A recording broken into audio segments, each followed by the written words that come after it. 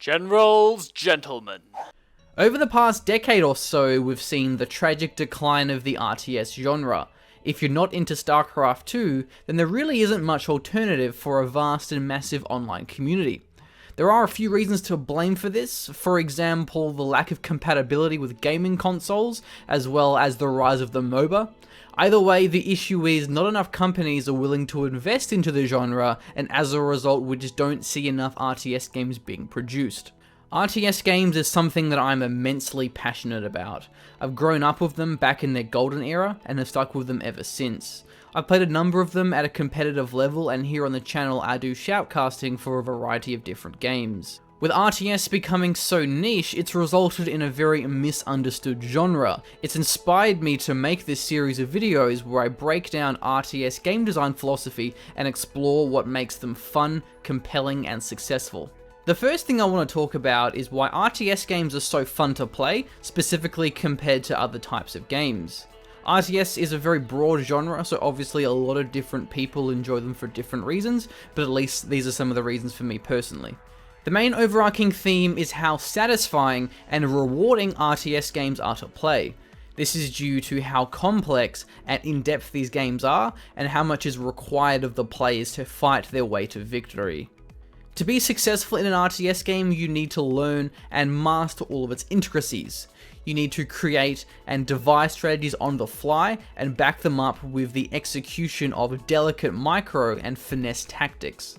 RTS games make you feel empowered and almighty. And this is not by any means unique to RTS, but I feel as if RTS does this exceptionally well.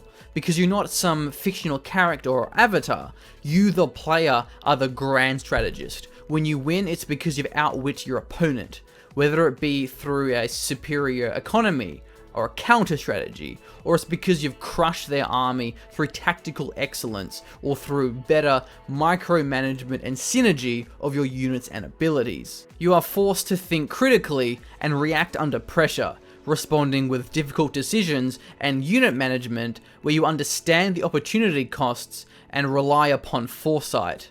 RTS games make you feel brilliant and cunning because of the way you outsmart and outplay your opponents. From the perspective of a more casual mindset, there's definitely more fulfillment to be had in RTS than just the competitive side of conquering your opponents. In RTS games, you generally start off with almost nothing, and from there you grow. Whether it be creating a self-sustaining base of production, sprawling with strategically placed defensive turrets, or creating an empire of intertwined cities with hundreds of villages fueling your economy. RTS games appeal to our creative side and make us feel good about our digital creations, especially how these vast constructs of ours serve a practical purpose, whether it be to produce a massive dynamic army of tanks, or whether it's to hold off a swarm of enemy attackers. There's also the visual component of what makes RTS games fun. Since they're from a bird's eye perspective, they can be quite grand in scale.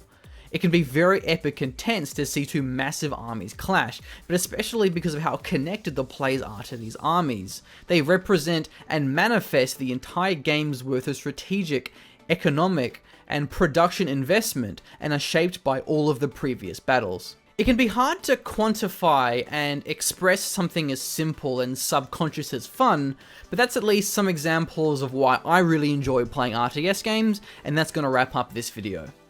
In each of the future videos, I'll be exploring a certain component of RTS, such as pacing, economy, and micro. Thank you so much for watching. My name has been The Machine of the GeneralsGentlemen. Be sure to subscribe and stay tuned for the next episode where I'll be exploring flow and pacing of what makes RTS games fun. See ya.